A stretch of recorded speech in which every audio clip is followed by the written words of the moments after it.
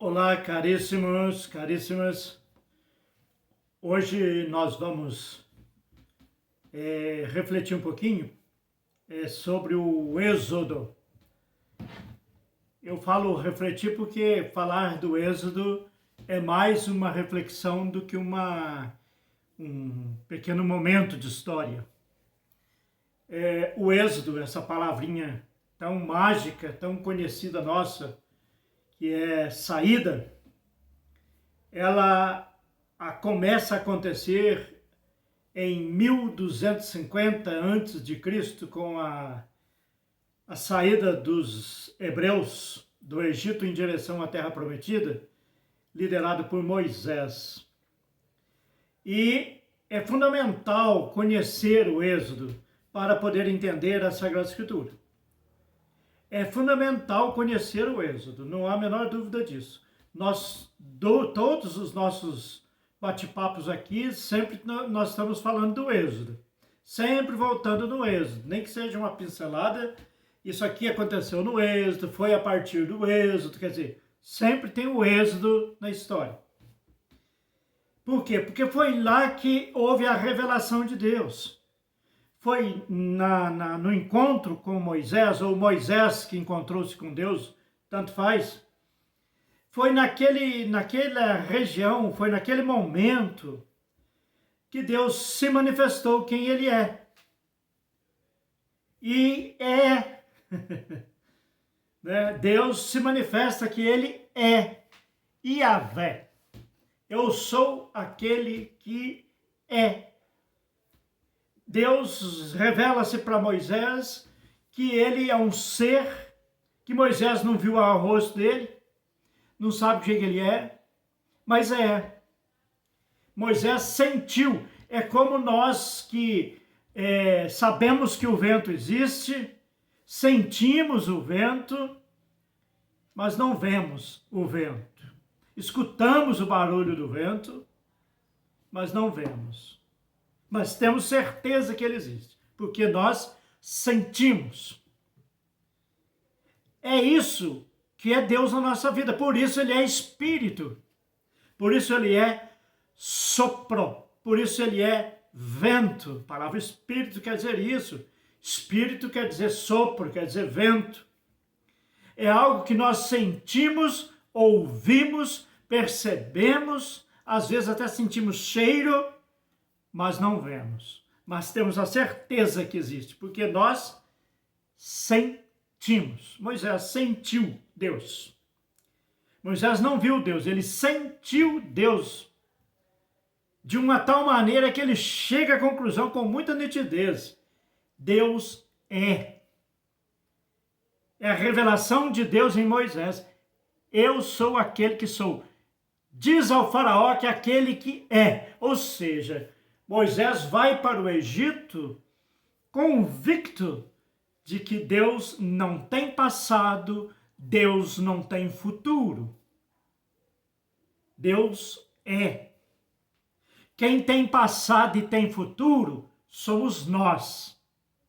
Nós, o universo sideral, todos os planetas que tem por aí que a gente fica conhecendo através da NASA, outros que a gente não conhece, nem sabe se existe. E que tamanho isso fica, não sabemos. Somos tremendamente ignorantes quanto a isso. Mas nós sabemos que isso pode mudar, isso pode acabar. Nós acabamos, nós passamos, como diz o Salmo. Há 70 anos vai a duração de nossa vida, alguns chegam a 80, porque na época era assim. Hoje alguns chegam a 100. Poderemos dizer que há 80 anos vai a duração da nossa vida hoje. Alguns chegam a 100 e a maior parte dela é de sofrimento, de vaidade, passa depressa. Nós ficamos. Ficamos como? Ficamos no presente. Presente de quem? De Deus. Porque nós temos passado e temos futuro, nós não temos o presente.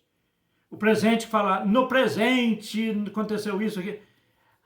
Isso aí é uma forma que nós usamos didática para explicar as coisas. Mas na questão filosófica, na questão profunda do próprio pensamento humano, o presente não existe. Cada palavra que eu falo, ela já passa a ser passado, porque ela já ficou para trás e não volta mais. O momento que eu cumprimentei vocês no início do vídeo, já é passado. Porque eu não vou conseguir fazer isso mais. Posso fazer de novo, mas repetir aquilo ali outra vez, não, porque aquilo ali já ficou no passado. O próximo vai ser, por mais que eu queira que seja igual, será diferente. Essa é a reflexão profunda de Moisés. É lindo isso. E o Êxodo, todo o Êxodo tem como ponto fundamental, a base do Êxodo é a presença de Deus, causando nas pessoas uma vida de liberdade, uma vida de dignidade. A toda pessoa tem o direito de ter liberdade e ser digna. E olha que na história da humanidade isso aconteceu pouco. Porque sempre os poderosos oprimem os pequenos. O número de escravidão, o número de opressão é imenso. Quanta gente na igreja rezando e são opressores. Oprime empregado, oprime família, mulher oprime marido, marido oprime mulher, tira a liberdade. E essa aliança de libertação, essa aliança de dignidade do ser humano, no Êxodo ela aparece de duas formas. Primeira, o Decálogo, os 10 mandamentos. E a segunda aparece como o Código da Aliança. Esses 10 mandamentos, depois, eles foram ampliando, eles foram estudando e vendo o que cada mandamento significava. E deu um código de leis. Por isso que os judeus tinham leis a rodo. Porque do código do Decálogo, dos 10 mandamentos, eles criaram um código da aliança. Um código de leis. E, por exemplo, no livro dos Juízes tem o Deuteronômio. O Deuteronômio praticamente ele é inteirinho código de lei. Que está nesses livros históricos. Mas todas as leis visam o quê? A liberdade do povo. E somente Deus é digno de adoração.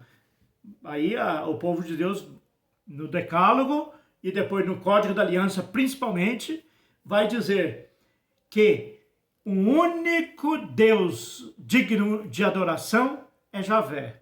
É o Deus que é.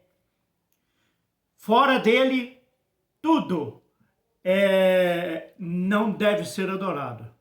Não deve ser adorado. Essa somente Deus é digno de adoração. Os ídolos, não. E quem adora os ídolos está praticando atos contra Deus. Aqui nós temos que deixar claro uma coisa. Adorar e venerar. Os evangélicos e outras igrejas não católicas, não todas, mas muitas igrejas não católicas, têm a ignorância de dizer que os católicos adoram imagens. Católico não adora imagem. Nunca adorou imagem.